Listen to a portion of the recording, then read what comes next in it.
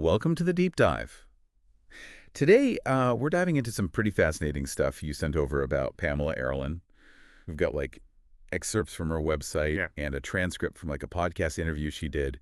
And, well, honestly, just a lot of interesting details about her work in general. It definitely looks like we're going beyond just like a typical biography with this one. Yeah, for sure. Pamela Aaralyn is someone who seems to kind of exist in this space where channeling meets predictions. Right. And then you throw in extraterrestrial contact. It'll be really interesting to see what we find. Yeah, absolutely. So first things first, who is Pamela Aaralyn?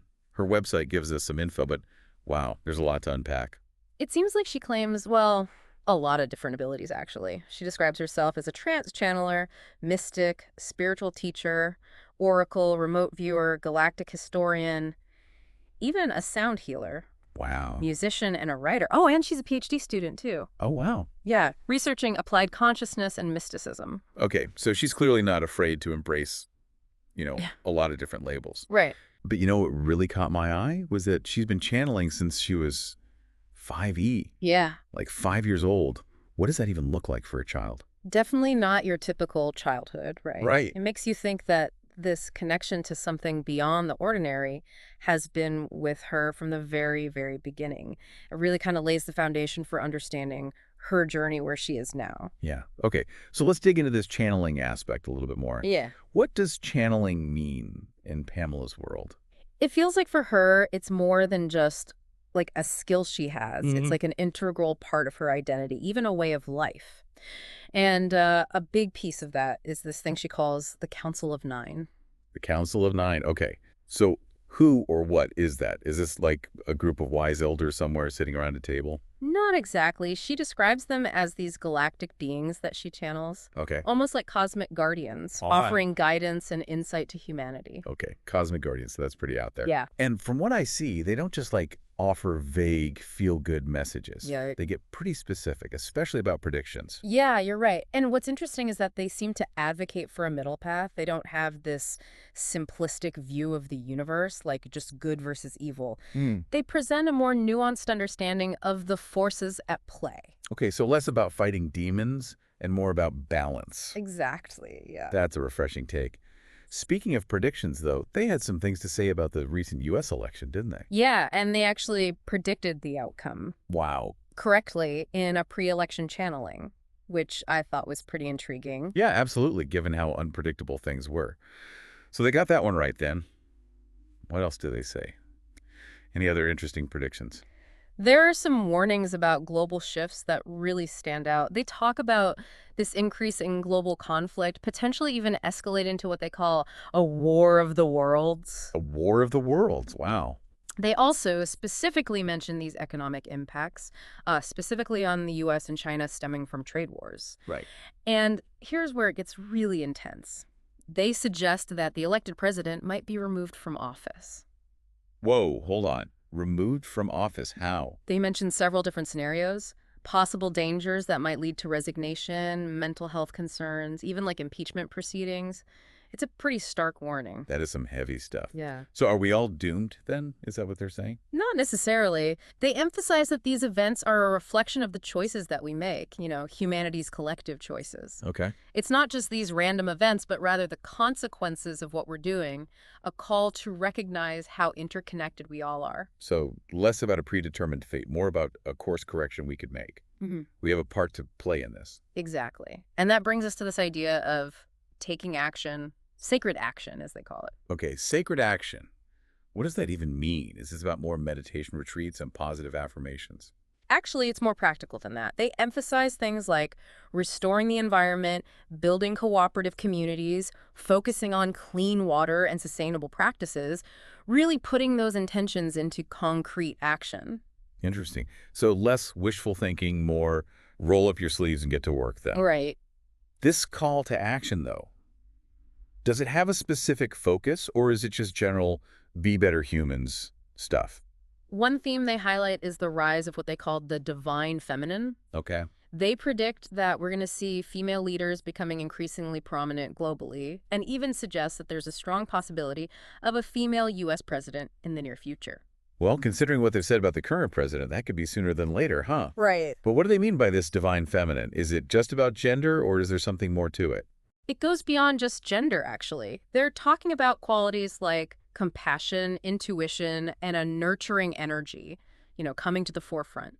They see it as a balancing force in a world that's been, well, dominated by, I guess you could say, more aggressive energies. Right. The old ways of doing things. Yeah, the ways that haven't served us that well. Yeah. So we've got all this talk about global shifts, calls for a new way of being, this divine feminine energy emerging.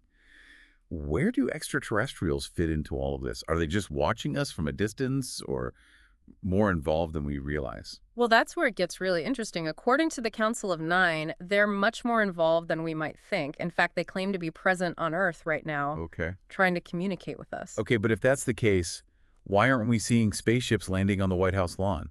They actually have a pretty fascinating explanation for that. Remember all those crop circles we used to hear about? Oh, yeah, back when that was like the sign, the big aliens are here sign. Right.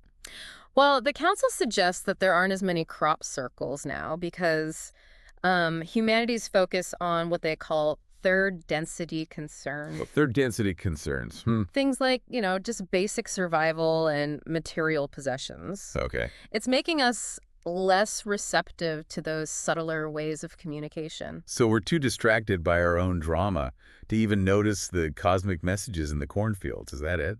Essentially, yes. But they also say that they are already interacting with some individuals.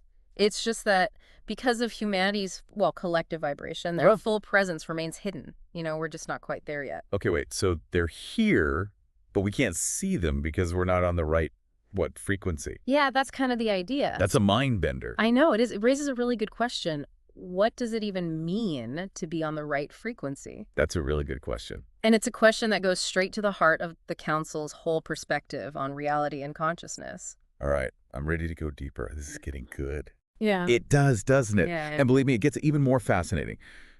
Before the break, you were asking, what does it even mean to be on the right frequency, to perceive these otherworldly beings? It really ties into this idea of third density of concerns that the council keeps bringing up. Right, right. They mentioned it a couple of times, but I'm still not really clear on what it means. Sounds kind of Star Trek-y, doesn't it? It kind of does, but think of it this way. They're describing different levels of consciousness, Okay. different ways of experiencing reality. Third density, the way they explain it, is where humanity's currently at. It's characterized by a focus on the physical world, survival instincts, material possessions, sense of separation from others. So it's like we're caught up in this limited materialistic view of reality. Yeah, exactly. Yeah. And the council suggests that these third density concerns, this limited perspective, Right. it's actually what's preventing us from seeing the bigger picture, Mhm. from connecting with those higher frequencies where these otherworldly beings exist. So it's not that they're hiding from us, it's more like we're just not tuned into their channel. That's a good way to put it, yeah. And it's not that focusing on survival or material stuff is bad. It's just that it's keeping us from, tapping into a wider range of awareness. Okay, I'm starting to get it, but if we're so stuck in third density, how do we get out of it? Do we have to become hermits and give up everything and meditate and cave? Well, that's one way to do it, maybe. But the council's message is actually a lot more practical than that. Okay, good. They talk about things we can do to raise our vibration and become more receptive to those higher frequencies. Okay, all right, I'm listening. Give me the cheat sheet.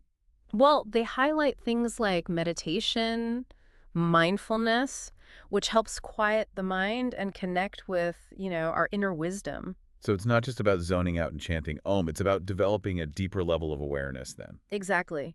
And they also talk about connecting with nature, grounding ourselves, Ah, okay. like going back to that earth energy. Right. I always feel more grounded after a hike in the woods. Right, exactly. But let's be real. Not everyone has a forest in their backyard. That's true.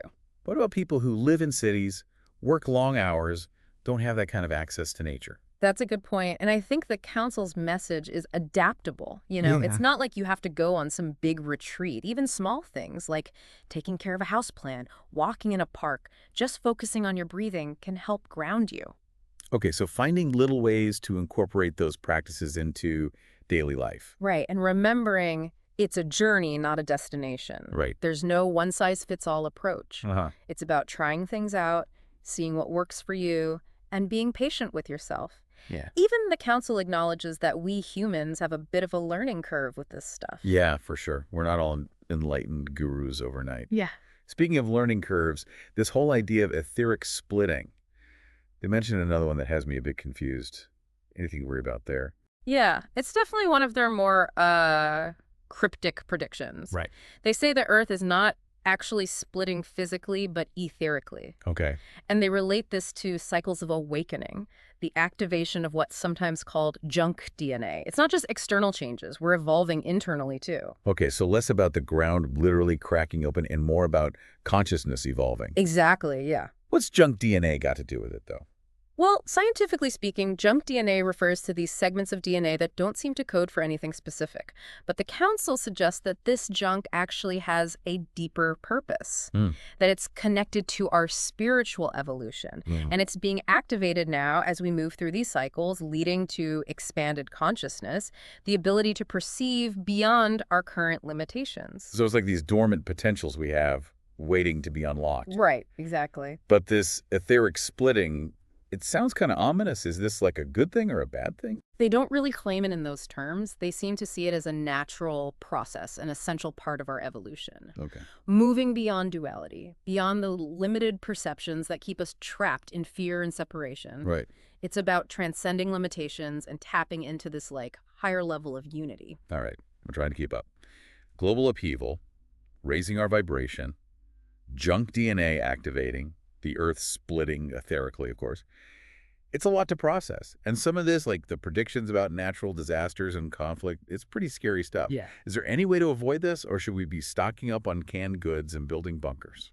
It's understandable to feel that fear. They even acknowledge it, but they offer a different perspective on fear itself. Oh, really? How so? Yeah. Isn't fear a natural response to danger? It is, absolutely. But they see fear as having this potential to be a catalyst, something that can actually unify us and prompt us to take action. It's not about denying fear, but using it as fuel to create something better. Okay, so it's like fear wakes us up, shakes us out of complacency, and inspires us to do something. Exactly. But it's a tricky balance, right? Because too much fear can also paralyze you. Yeah, that's true. And I think that's where discernment comes in, which they talk about a lot. Right, that inner compass, that North Star to guide us. Right. But it's easy to say, trust your intuition. It's a lot harder to actually do it. It is, especially when things feel chaotic. Exactly. How do we even cultivate that sense of discernment, that inner knowing? They give us some hints. They emphasize quieting the mind, creating space for that wisdom to come through, which goes back to meditation and mindfulness. So it's not just about feeling calm and relaxed. It's about training our minds to be more aware, more discerning. Exactly. It's about learning to distinguish between, the voice of fear and the voice of intuition, the noise of the world and the quiet whispers of our own guidance.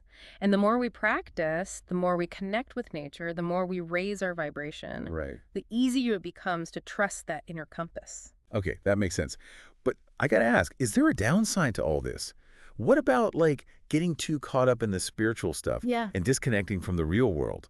We still got to pay bills and do laundry and all that. Yeah, that's a legitimate concern, and I think the council acknowledges that there needs to be a balance. Yeah. It's not about escaping reality, it's about transforming it.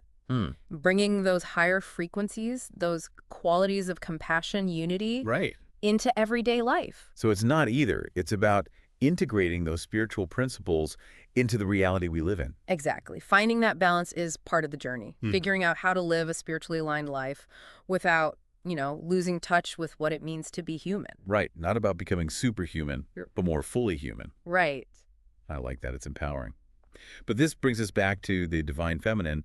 How does that energy play into this whole transformation thing? Their predictions about the rise of the divine feminine suggest it's more than a trend. It's a fundamental shift.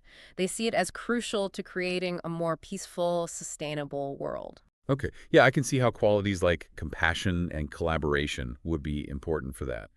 But how do we put that into action?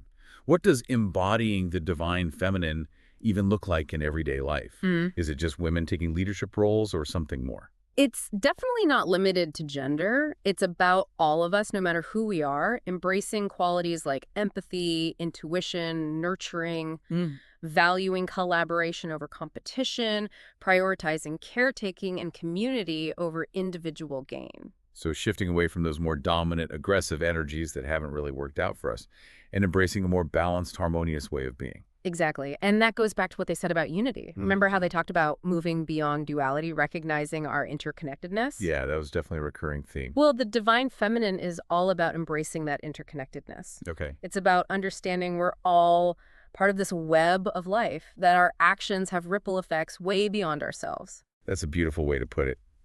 It's like we're all threads in this big tapestry, and by weaving ourselves together with compassion and understanding, we create something amazing. Exactly. And it's not about erasing individuality. It's recognizing our differences are what make us strong. Right. It's about celebrating that diversity while honoring the shared humanity we all have. This is so inspiring. But how do we bridge that gap between the ideal and, the reality? We've got some serious challenges right now. Climate change, political divides, inequality. How do we even start to address those things? That's where sacred action comes in. Remember how they said it was about real-world steps? Yeah. It wasn't just about meditating and hoping for the best. Right. They were talking about taking concrete action. Yeah, they were pretty specific about that. Restoring the environment, building communities, focusing on clean water. Right. Those are big goals, though. How do we break those down into things we can actually do?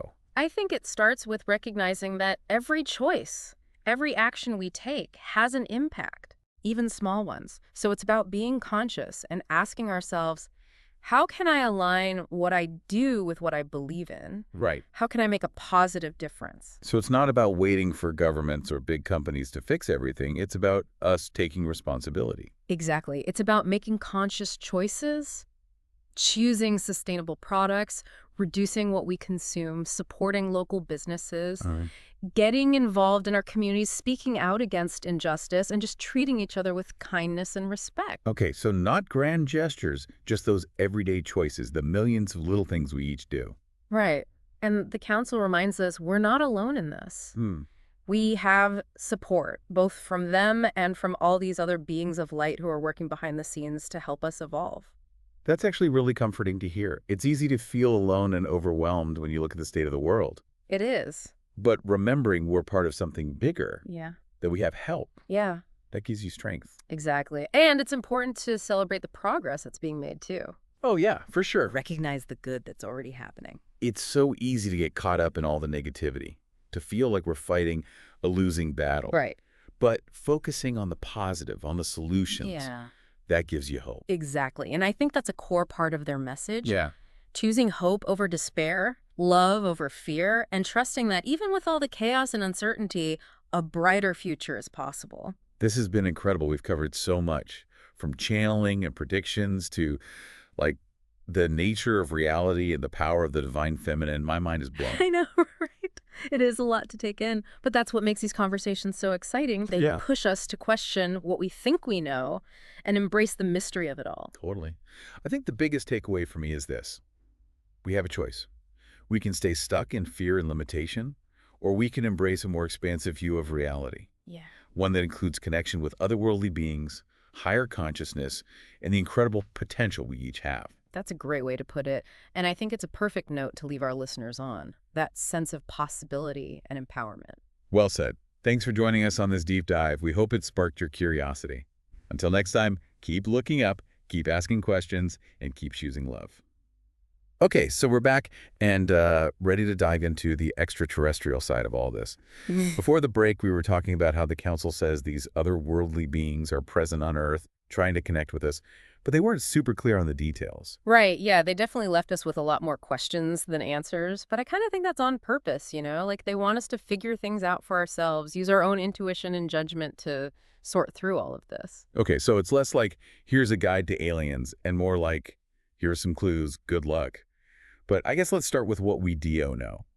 They mentioned that there are multiple species interacting with humanity, some good and some, well, not so good. It's not just one type of alien out there, right? Right, and that actually makes sense if you think about it. I mean, why would we assume that the universe is any less diverse than our own planet? Yeah. Like, we have all sorts of different species here on Earth, right, with different levels of intelligence and different ways of interacting with their environment. Right. It seems logical that it would be the same way on a larger scale. So we could have anything from benevolent beings of light Hmm. to, I don't know, mischievous gremlins out there. Well, maybe not gremlins, but yeah, you get the idea. Yeah, It's a big, complex picture, and the council seems to be saying, hey, don't jump to conclusions, right. especially when we're talking about the unknown. Don't believe everything you read online. Yeah, Especially about aliens. especially about aliens. But they did mention these shape-shifting beings with bad intentions. Yeah. That's kind of freaky. So how do we know who to trust? Who's a friend and who's, not so friendly? That's definitely something to consider. And I think that's where that whole idea of the North Star comes in, that inner compass they talk about. By connecting with, our higher selves, with our intuition, we can learn to really discern, to see beyond the surface. So develop our cosmic BS detector. Exactly. Okay, but how do we do that? Are there any warning signs? If we encounter these beings, whether in dreams or in real life, what should we look for? They don't really give us like a specific list or anything, but they do offer some guidance. Okay. They really emphasize aligning with love and light, Okay. with frequencies that resonate with our highest good. And they suggest that if an encounter feels, scary or manipulative or just draining, that's probably the sign that it's not coming from a good place. Okay, so trust your gut. If it feels bad, it probably is. Yeah. What about the good ones, though? The ones that are here to help? How are they interacting with us? Are we talking full-blown close encounter stuff, or is it more subtle? The council suggests that a lot of it is happening on a more subtle level, beyond our normal perception. They talk about people having contact experiences through dreams, meditations, or even just fleeting moments of heightened awareness. So those weird dreams I have might not just be from eating too much pizza before bed. Maybe not.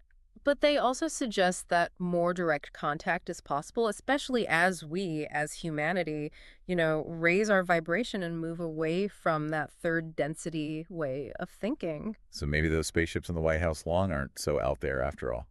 It's not impossible, is it? Yeah. But they also make it very clear that it's not a passive thing. Hmm. We're not just waiting around for aliens to come save us. Right. It's on us to do the work, to raise our consciousness, expand our awareness, and become more aligned with, love and light. So we have to meet them halfway, energetically speaking. Exactly, yeah. It's like opening our minds and hearts to the possibility of connection, Right. creating the conditions for a more harmonious interaction. I love that. So it's not just about extraterrestrials. It's about our evolution as a species. Yeah. It's about our own potential to create a better world. Yeah, and remembering that we're not alone on that journey. Yeah. We have support, we have guidance, and we have the power to make choices that lead to a brighter future. This has been amazing. I Yeah. feel like we've gone from exploring Pamela's story to the depths of channeling, predictions, extraterrestrial contact, all of it. My mind is officially blown. I know, right? It really is a lot to take in, but I think that's the beauty of it. Yeah. It challenges us to question everything and to embrace the mystery of the universe. And to realize that we have a choice, right? Yeah. We can choose to be stuck in fear, or we can choose a more expansive view, one that includes the possibility of connecting with other beings, with higher consciousness, with all of the potential that we have. That's beautifully said. I think that's the perfect takeaway for our listeners. Yeah. That sense of possibility and empowerment. Well, thanks for joining us on this deep dive. We hope it's made you curious and inspired you to, explore these ideas further. Until next time, keep looking up, keep asking questions, and keep choosing love.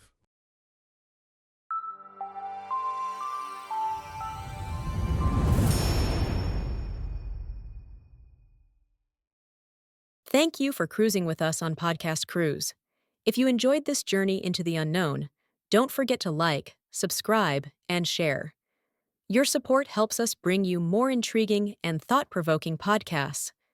Stay curious, and we'll see you on the next adventure.